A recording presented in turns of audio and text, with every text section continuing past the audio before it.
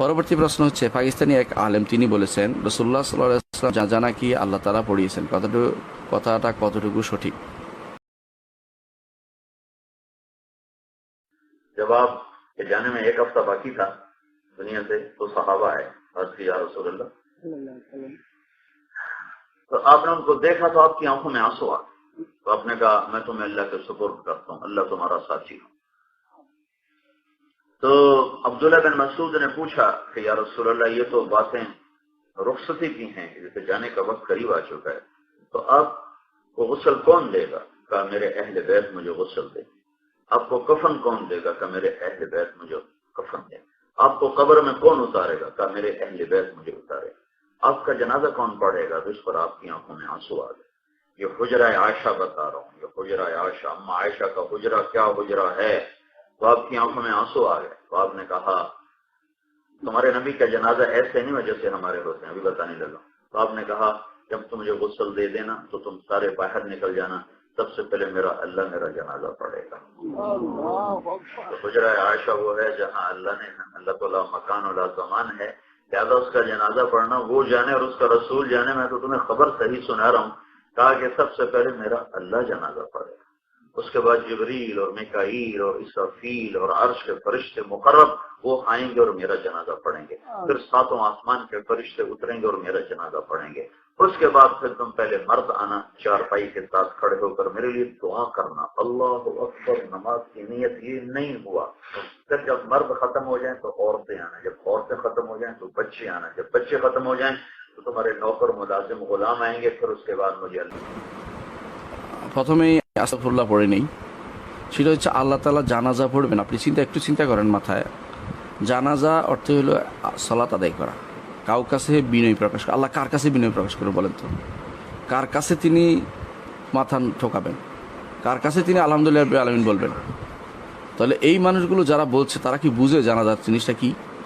তারা কি বুঝে আল্লাহুম্মা গফির লাহু ওয়ারহামহু ওয়াআফি ওয়া'ফু আনহু ওয়াকতুম নুজুলাহু ওয়াসসমুদ খালা ওয়াসসালামু আল মা'i ওয়াসসালজি ওয়াল বারদ, এই যে দোয়াগুলি করতেছে আল্লাহর কাছে, আল্লাহ কার কাছে দোয়া করতেছে? এরা আসলে দিন সম্পর্কে কিছুই বুঝেনি। এরা মিথ্যাচারের উপর আছে সবগুলো। এবং এদের মধ্যে এরকম বহু মিথ্যাচার করে, যারা অনেকেই বলে থাকেন অমুকের জানাজা উনি আবার জীবিত হইয়া নিজেই জানাজা নিজে পড়াইয়েছেন, এরকম বহুত মানুষ বলে থাকে। এগুলো সবই হচ্ছে মিথ্যাচার এবং এগুলি হচ্ছে বিভ্রান্তি, পথভ্রষ্টতা।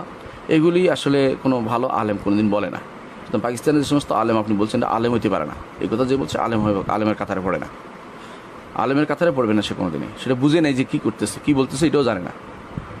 রাসূলুল্লাহ সাল্লাল্লাহু আলাইহি ওয়াসাল্লামের জানাজা সাহাবায়ে কেরাম, যেহেতু সেখানে ইমাম বলতে কেউ নেই, এই জন্য ইমামতি জায়গায় পড়ায় নাই। সাহাবায়ে কেরাম একদল যেতেন, গিয়ে তারপর সালাত জানাজা পড়তেন, অর্থাৎ প্রত্যেকেই তার মতো করে জানাজা পড়ে চলে আসতেন, দোয়া করে চলে আসতেন তার জন্য, প্রত্যেকে তার জন্য দোয়া করে চলে আসতেন। এখানে ইমামতি হয় না। রাসূল হাইয়ান ও মাইয়িতান সবার ইমাম, জীবিত মৃত সর্বাবস্থায় তিনি সবার ইমাম। এই জন্য তার ইমামতি আর কেউ করবে না, করেনি। তো সেই জন্য তার জানাজা ভিন্নভাবে পড়ানো হয়নি। যারাই গেছেন আফওয়াজান গোষ্ঠী যারাই গেছেন তারা যাইয়া কয়েকজন সালাত আদায় করে চলে আসছেন, এইভাবে তার উপর জানাজা পড়া হয়েছে। কিন্তু ইমামতি হিসাবে তার জন্য জানাজা পড়া হয়নি, কারণ এটা রাসূলুল্লাহ সাল্লাল্লাহু আলাইহি ওয়াসাল্লাম তাদেরকে নির্দেশনা দেননি যে আমার মৃত্যুর পর অমুক আমার ইমামতি করবে, জানাজা দিবে, এটা বলা হয়নি। সুতরাং সেই হিসাবে তারা সেটাকে সেভাবে আমল করেছেন যে আমরা সবাই দোয়া করি রাসূলের জন্য এবং সাক্ষ্য দেই তার, তিনি যে আমাদের জন্য দিনকে রেখে গেছেন, আমাদের জন্য দিনকে প্রচার করেছেন, সেটা সাক্ষ্য তারা দিয়েছেন এবং এর মাধ্যমে তার জানাজা সম্পন্ন হয়েছে। এটাকে আল্লাহ পড়িয়েছেন, এই জাতীয় কথা বলাটা নাজায়েজ এবং এটা আসলে না বুঝে কথাবার্তা এবং হারাম কথাবার্তা, এবং এগুলির মাধ্যমে ধীরে ধীরে মানুষ শিরক এবং কুফরের দিকে চলে যায়। তারা জানেই না যে সালাত কী জন্য পড়া হচ্ছে এবং কার জন্য পড়া হচ্ছে, কীভাবে পড়া হবে সেটাও তারা জানে না, এবং কী চাওয়া হচ্ছে সালাতের ভিতরে এটাও হয়তো তাদের অনেকের জ্ঞান নেই। এই জন্য আমাদের এগুলি ভুল ছাড়া আর কিছুই নয়।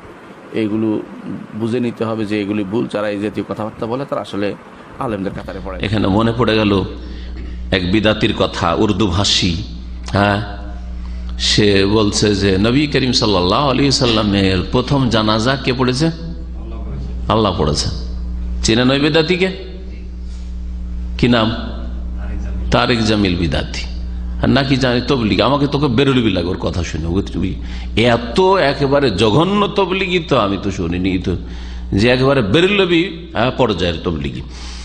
তো সে বলছে আল্লাহ জানাজ পড়েছে, আউযুবিল্লাহ ওমা কাদারুল্লাহ হাক্কা কাদরিহি, আল্লাহ পাকের যথাযোগ্য মর্যাদা মোটেই দিল না এই বিদাতপন্থীরা, শিরিকপন্থীরা। আল্লাহর এটা কদর হইল?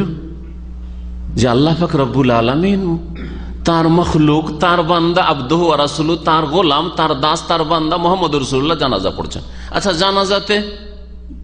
জানাজাতে পড়া হয় কি? জানাজার দোয়া, আল্লাহুম্মা গফির লিহাইয়িনা ওয়া মাইয়িতিনা। তো বলেন তো, আল্লাহ বলছেন তাহলে যে আল্লাহ বলছেন যে আল্লাহ, হ্যাঁ তুমি আমাদের জীবিতকে মাফ করো, মৃতকে মাফ করো, হ্যাঁ মোহাম্মদকে মাফ করো। আল্লাহর কাছে চাইছেন, তাই না? তাহলে আল্লাহর কাছে চাইছেন। কত বড় গোমরাহ!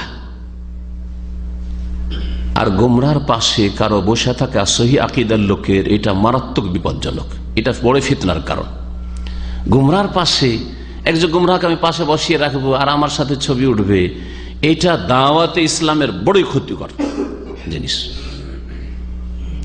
লোকেরা ধোঁকা খেয়ে যাবে যে যখন সহি আকীদার মানুষ মতিউর রহমানের পাশে বসে আছে, তখন এও মনে হয় কিছু ইসলামের খেদমত করে, ইসলাম ধ্বংস করে, ইসলামী আকীদা ধ্বংস করে।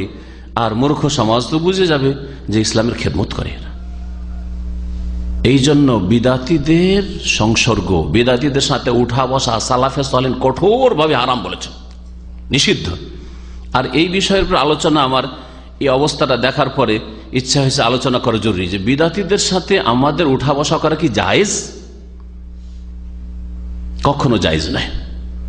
একমাত্র দাওয়াতের ক্ষেত্রে ছাড়া, যে দাওয়াত দিব তাকে ব্যাস, কিন্তু আমি তাকে নিয়ে বসি খাবো আর তার সাথে আমি আমোদ ফুর্তি করবো, তার সাথে আমি কথা বলবো, তার সাথে আমি ছবি তুলবো, এটা আমার জন্য জায়েজ নাই। কোনো একজন আলেমে দ্বীন, কোন একজন স্কলার জন্য জায়েজ নাই। আল্লাহ পাক আমাদের সকলকে বুঝার তৌফিক দান করেন।